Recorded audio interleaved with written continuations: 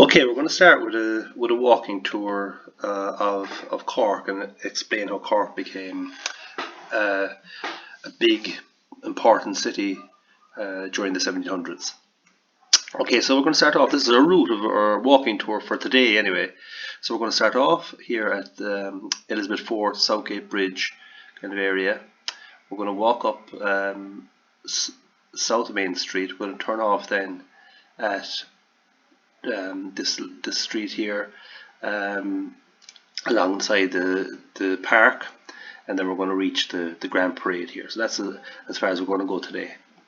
So just to give you a small bit of history about Cork City. Now Cork, you can see there, Cork is situated, you know, inside Cork Harbour. Cork Harbour is the second biggest harbour in the world after Sydney, so it's an important port, and Cork City then is situated off that, and it's where the harbour meets the River Lee. So that's why it's kind of it has had some sort of importance throughout its history.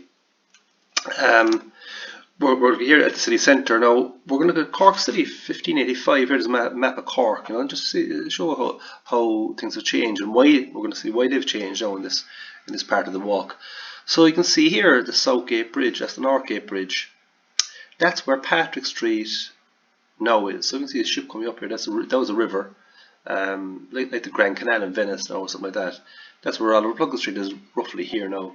That was marsh ground, just muck, silt, boggy ground, and this is where kind of Paul Street area is here, and then we the north, and the North Canal is still this part here. We still river, lots of it anyway. So you can see here, very small city, medieval city with a wall around it, and we'll see it better here maybe. So you can see it here. You see the walls right around it, two bridges, one street. Okay, that's medieval Cork. This is the Grand Parade here now. We'll see it in a second. Again, the Grand Parade is river, and this is the entire piece of the city. I'll show you. Just go. This is Cork as a Viking city back in the built in the 1100 and before that. So again, the bridge here and the South Main Street, and that's what they on here. There's a little bit over there. So that was the little settlement there in the middle of the swampy ground. Very strange. Cork, of course, means Cork comes from Corcoch, is an Irish word for Portach, meaning bog, marshy ground. So again, a strange place to build a city in a way, but not so strange. Similar to what you see in Venice, maybe in Amsterdam.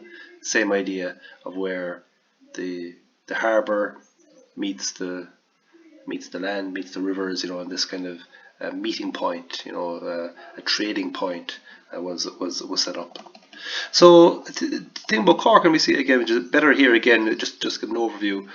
We see the old city here again, South Main Bridge, North Main Bridge, Patrick Street going along here, Oliver Plunkett Street is here, Then we have this just little centre area surrounded by all this area here, the Mardyke and all this kind of area is here. Washington Street, look, it's kind of going along here where UCC is now, all a marsh. St. Finbarr's Cathedral behind, that's still a cathedral. Well, where the old cathedral was, built by St. Finbar. So just if we look back at Cork, from 1100 until about 1700, Cork didn't change at all. And this was Cork City really for that time. If you fell asleep in Cork in 1100 and 1200 maybe, and woke up in 1700, you'd have seen very little change. Nothing. Very small two-horse town. Places like Youghal and Kinsale were just as important as it, more important in some ways. Waterford was more important, had a good relationship with the English crown. So like Cork wasn't a big deal really, a very small, unimportant place, and there's a few reasons for it. One of the reasons, if we go back to our trading map here, we see here for ships coming in to trade, Kinsale was a very important harbour. Kinsale silted up after a while, and became harder for big ships to come in there, and Youghal went down as well. But Cork was a problem because passage. This area is called Passage. It's called a passage because it's where ships come in. It's a very narrow point of water, and it was very susceptible to raids, to pirates, to kind of people blocking the harbour and making it difficult for traders to come in. They were kind of charged and by these unlawful guys who tried to get money out of the ships coming in. So Cork, Ireland was very unstable, of course. Like throughout the 1500s, the Desmond wars and so on, there was lots of warfare going on.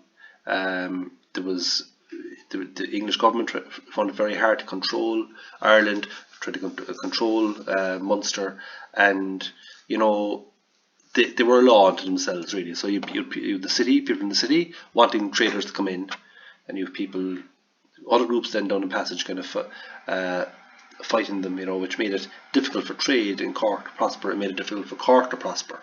So that was holding it back. And another point then, if you look at the map of the world there, from it's from 1490, and this was the view of the world, in medieval times. We see Ireland and Cork here is at the edge of the world. It's nowhere really. It's on the outskirts. It's not any trading routes. The most important trading routes would have been, Venice, would have been the biggest trading city. You have this trade coming from this area, coming up from the east and up into Europe this way, and Venice was the centre of power there, and this area was very powerful. What changed, of course, was when the Spanish arrived in America. Later on, the English and the Dutch arrived in America, and they created these trade routes. So the Dutch and the British formed these trade routes where they'd import things like sugar and tobacco and rice and so on, gunpowder and all this kind of stuff, and they'd export all these goods then, including food goods, which was important from in Ireland, to the Americas. Suddenly, Ireland and Cork especially was in the right place, if you like. It was on a trading route. It was a place where ships from Amsterdam, from London, could set off, from Bristol, from Liverpool would set off, and Cork was on the route, or not far off the route, if you like. So it's a place to stop off where you could get supplies, especially foods. You could trade there and go move on again. Of course, the slave trade is important. We see it here.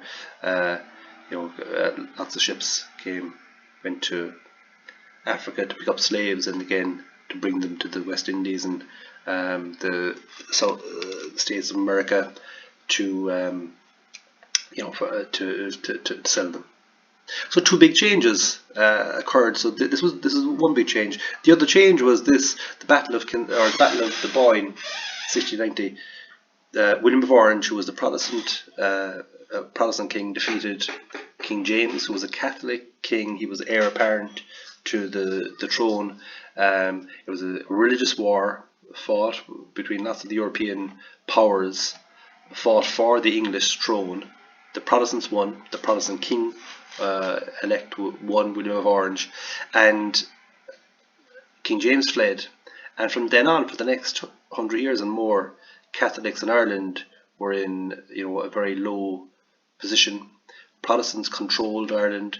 They had a much firmer control of the Irish political landscape, and so they were able to dominate, if you like. And what we see in the 1700s is the domination of this Protestant elite that came through. So that changes things for Cork. You have the opening up of these trade routes, and now you have certainty. Where the Protestants are kind of in control, the English are in control. Everyone's on the same page, except the Catholics, of course.